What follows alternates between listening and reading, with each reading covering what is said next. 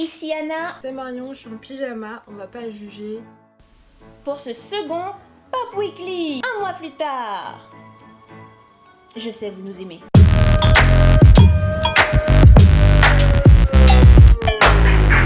J'ai pas envie de vous spoiler Infinity War, mais Infinity War, c'est le feu. Je suis allée le voir 2 fois, en normal et en IMAX, c'est au max. Tu vois tout, tu vois tous les détails, les cernes, les boutons de Thanos, ses points noirs, tu vois tous les projectiles. Et c'est le feu. Ce que j'ai particulièrement apprécié, c'est que les studios Marvel qui travaillent maintenant avec Disney n'ont pas trop édulcoré l'histoire. C'est-à-dire qu'ils ont quand même restitué globalement l'ambiance qu'on retrouve dans le comics. Ils n'ont pas mis Dingo, ils n'ont pas mis des châteaux, donc j'étais vraiment satisfaite. Moi, tout ce que j'ai envie de dire, c'est que quand je suis sortie de la salle ce jour-là, et c'est ce qui va résumer un peu le film, il y a une personne qui est sortie, elle a dit « Ouais, comme quoi faut s'attacher à personne ». Juste cette phrase. Allez le voir. Ici Anna, du coup moi je vais vous parler aujourd'hui de Ni no Kuni 2 et Infinity War. Et je vais commencer par Ni no Kuni 2. Parce que je... Voilà. Donc Ni no Kuni 2 qui est un jeu vidéo sorti sur PC il y a environ un mois, qui est la suite du premier Ni no Kuni. Alors le premier Ni no Kuni c'était une collaboration entre le studio Level 5 et le studio Ghibli. Studio Ghibli que normalement je n'ai pas présenté, mais au cas où... Voilà, pensez à Princesse Mononoke, mon voisin Totoro, Pogno sur la falaise, etc. Et Level 5 qui est notamment responsable de la licence Professeur Layton, qui est une licence que j'aime beaucoup. Le premier Ni no Kuni était un jeu assez magique. Honnêtement pour moi c'est assez facilement ce que je pourrais appeler un chef-d'œuvre. Je sais que beaucoup de personnes n'aimaient pas le système parce qu'en gros non seulement il y avait un système de combat mais il y avait aussi un système de capture de petits monstres qui faisait que beaucoup de gens le comparaient à Pokémon, ça n'avait rien à voir. Et ensuite, je vois pas ce qu'il y a de mal à aimer Pokémon. Moi j'ai joué au dernier, et c'était très bien. Et du coup, le premier Ni no Kuni, je l'ai énormément aimé. Alors j'ai joué un peu après tout le monde, et sur PS3, mais c'est un jeu qui m'a captivé, qui m'a emmené dans son monde.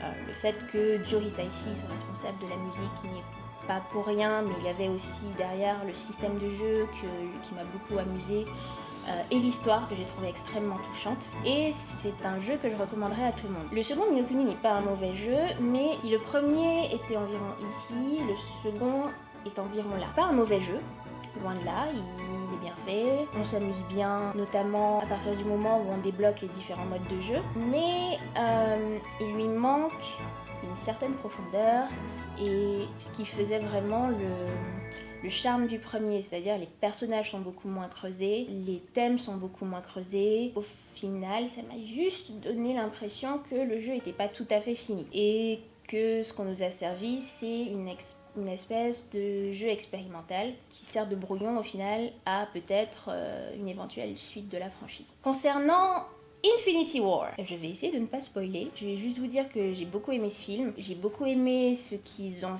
choisi de faire du film. Vous comprendrez sans doute ce que je veux dire après l'avoir vu, et si vous l'avez vu, nous comprenons. Il était captivant, c'est assez dur de me cacher le déroulement d'un film de ce genre, d'un blockbuster classique. Ouais, il était assez bien fait pour quand même m'entraîner dans son univers et faire en sorte que je n'en ressorte pas avant la toute dernière seconde du tout dernier post-crédit. Voilà, j'étais émotionnellement investie dedans, je suis émotionnellement investie dedans, psychologiquement investie dedans, et je n'attends qu'une chose, c'est déjà de le revoir, parce que je pense que je vais refaire un tour au cinéma histoire de le revoir à tête reposée, parce que je pense que c'est un film qui mérite de se voir une seconde fois, une fois le choc de la première fois passé. Et j'ai aussi hâte de voir la suite l'an prochain. J'espère que la suite sera pas décevante, ce qui peut être le cas malheureusement avec ce genre de film, mais je fais confiance à Marvel pour ne pas nous décevoir. Et oui, le montage est en cours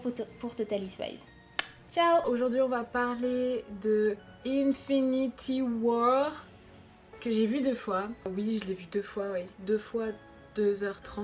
Donc c'est long la deuxième fois, mais j'ai repéré des trucs que j'avais pas capté la première fois. J'ai beaucoup aimé. Je sais que certaines personnes n'ont pas forcément autant kiffé. De toute façon, quand il y a des films Marvel, les gens aiment critiquer, donc qu'ils critiquent, qu'ils ragent. Moi j'ai passé un très bon moment et ce que je trouve cool c'est que j'aime beaucoup le Marvel Cinematic Universe mais je n'ai absolument pas vu tous les films. La première fois que je suis allée voir Infinity War, je n'avais pas vu Captain America 1, Captain America 2, Captain America 3, Thor 2, Thor 3, Avengers 2, Doctor Strange.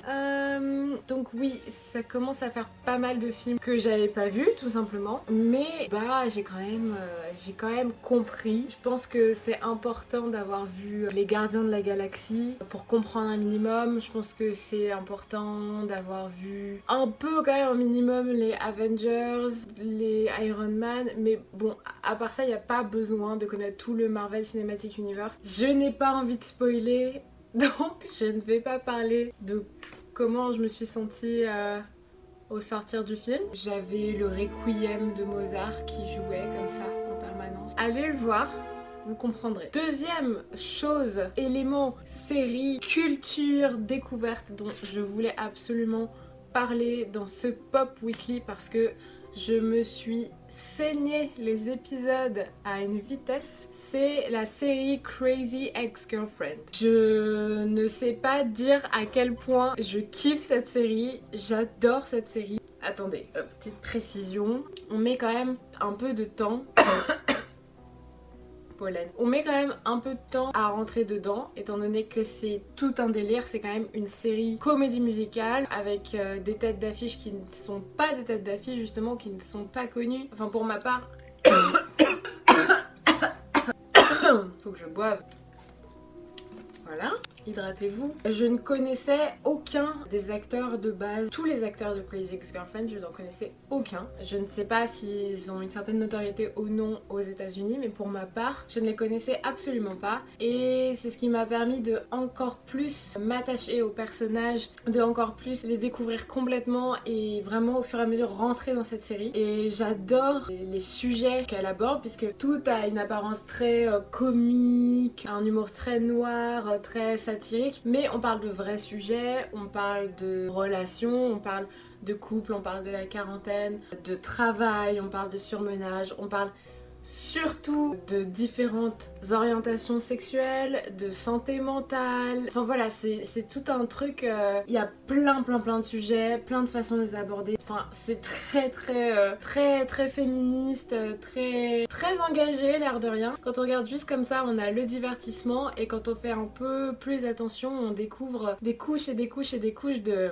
juste de trop bien quoi. Des couches de trop bien. Des couches de discussions autour de sujets de société qui sont vraiment importants et intéressants. Regardez la saison 1 qui est disponible sur Netflix si vous êtes abonné ou si vous avez un pote qui est super sympa et qui vous laisse accéder à son compte. Je vous conseille vraiment d'aller regarder cette série. En plus du fait qu'il n'y ait pas de grosses têtes d'affiche dedans, c'est toujours un miracle que les saisons suivantes soient faites. Là, elle a été renouvelée pour une saison 4. Personnellement, je viens de finir la saison 3 qui était un petit peu plus difficile, on va dire émotionnellement, que les autres, mais que j'ai adoré aussi, justement du fait que c'était très profond émotionnellement et dans son discours. Donc allez regarder, faites des vues, comme ça permet au programme de subsister tout simplement. Pour ce qui est du reste, la semaine prochaine nous parlerons de je ne sais pas, et on va peut-être parler expo, art, si vous voulez, si ça vous plaît, si j'y vais, et sinon je trouverai bien un autre film ou série, concert ou livre à vous conseiller, mais ce sera pas Abdel et la comtesse en tout cas, ce sera pas ça. Voilà, bisous.